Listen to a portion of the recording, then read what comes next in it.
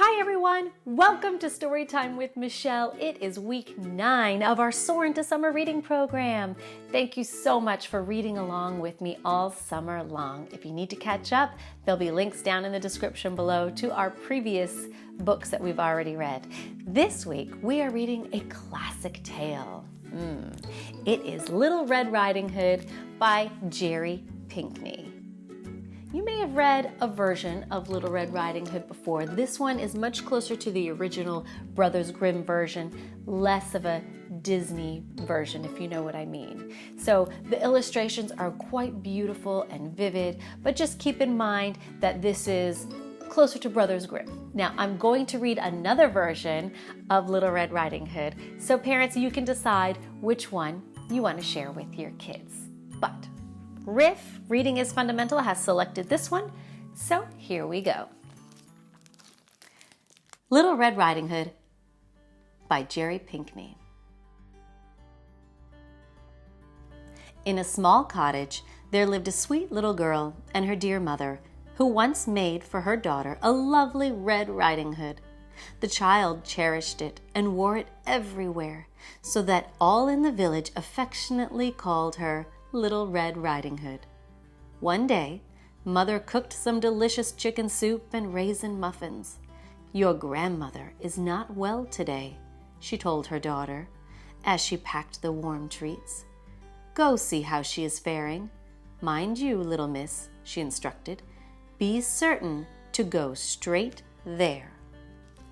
Little Red Riding Hood set out at once. The gentle sounds of the child's footsteps in the new snow, crunch, crunch, kept her company. Oh, how peaceful, she thought, catching a snowflake on the tip of her tongue. I wonder if Grandmama will be surprised to see me. By and by, Little Red Riding Hood met a sly wolf. The wolf, who was always hungry, had a mind to eat her up at once. But he thought better of it when he heard the chop, chop of woodcutters working nearby. "Where are you going, little one?" he asked in his most pleasant voice. "My grandma is not well today," Little Red Riding Hood replied, forgetting that her mother did not want her to delay. "I'm taking her some chicken soup and raisin muffins." The clever creature smiled. "Does she live far from here?" he asked. "No," said Little Red Riding Hood, "just behind the mill, across from the pond, next to the big oak tree." "I'll join you, for I was just heading that way," said the wolf. He walked along with the child for a short distance and then had an idea. "Why not collect kindling for a fire?" he suggested. "It will warm your granny's heart."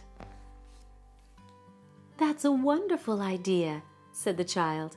"Look, the snow has brought down many small branches. They will make a good fire." Little Red Riding Hood gathered as many twigs as she could carry, tying the bundle with the ribbon that had fastened Grandmother's basket. In the meantime, the cunning wolf slipped away to Grandmother's cottage with great haste. Tap, tap, he knocked. "Who's there?" asked Grandmother in a frail voice. "It's me, your granddaughter," replied the crafty scoundrel, doing his very best to sound like a young girl. "The door is unlocked," Grandmother responded.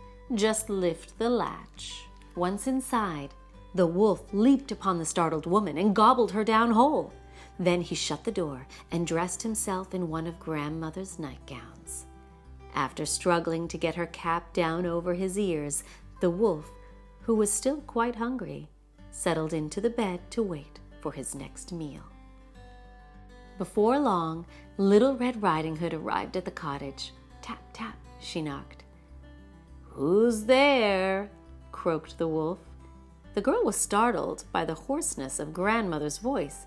"It's me, your granddaughter," she responded. "I've brought you soup and Mama's special raisin muffins, and I found kindling to start a fire. Soon you'll feel just like yourself again."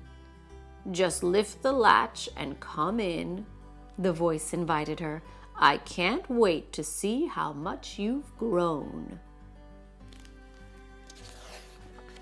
The little girl opened the door and closed it gently behind her. The wolf lay in bed with the sheets right up to his whiskers and Grandmother's nightcap pulled as low as he could manage. "Put your basket on the chair and come closer," he said as sweetly as he could. "You're a head taller since I saw you last." Little Red Riding Hood, anxious about Grandmother's poor health, went right to her bedside. "Oh, Grandmama, what great arms you have," said the child in wonder. "All the better to hug you with, my dear," replied the wolf. "Oh, Grandmama, what great ears you have," she remarked. "All the better to hear you with, my dear," the wolf responded. "Oh, Grandmama, what great eyes you have," the girl cried out. "All the better to see you with, my dear," declared the wolf. "Oh, Grandmama, what great teeth you have," she squealed. "All the better to eat you with, my dear," howled the wolf. With those awful words, the wolf leaped out from under the covers, sprang upon Little Red Riding Hood, and swallowed her whole. "Oh, no." "Now," said the wolf with a satisfied sigh, "a long nap is all I need after such a full meal." And so he climbed back into bed and fell asleep. The wretched creature snored so loudly that one of the woodcutters who was passing by the cottage wondered if something might be wrong with the kindly old woman who lived there. As the man approached her door, he spotted 2 sets of fresh tracks in the snow leading right to the front steps. "One set is that of a small child," he thought. "The second set appears to be large paw prints." The woodcutter cautiously entered the cottage and made his way toward a noise that rumbled so deeply that it caused the china in the cupboard to rattle. "Aha!" he thought when he found a wolf with a very, very large belly in a deep sleeve. Then, to the man's great surprise, its belly stirred. With one stroke of his axe, he killed the wolf. Then he cut open the animal's stomach with the old woman's sewing shears. Whoa! Out jumped Little Red Riding Hood with a smile as bright as fresh snow. Then out climbed the kindly old woman. Once she saw that her granddaughter was out of harm's way, her heart was filled with gratitude. Grandmother had never felt better. Later, after the woodcutter had buried the wicked wolf in the deep forest, he returned to warm himself by the fireplace, where Grandmother had started a fire with Little Red Riding Hood's kindling. All 3 were comforted with Mother's chicken soup and raisin muffins. The sweet raisins reminded the girl of home and of what her mother had told her. As Little Red Riding Hood readied herself to leave, Grandmother said, "Now, little miss, you be certain to go straight home." And she did. The end. Well, what did you think of the story? Had you read this version before? I'd love to know. So now is the time for you to head over to our book club. It's on Facebook, Story Time with Michele Book Club, and let me know what you thought about the book. And you'll also find a lot of supporting materials and games and activities and arts and crafts ideas supporting this book and all of the books that we're reading as part of our Soar into Summer reading program.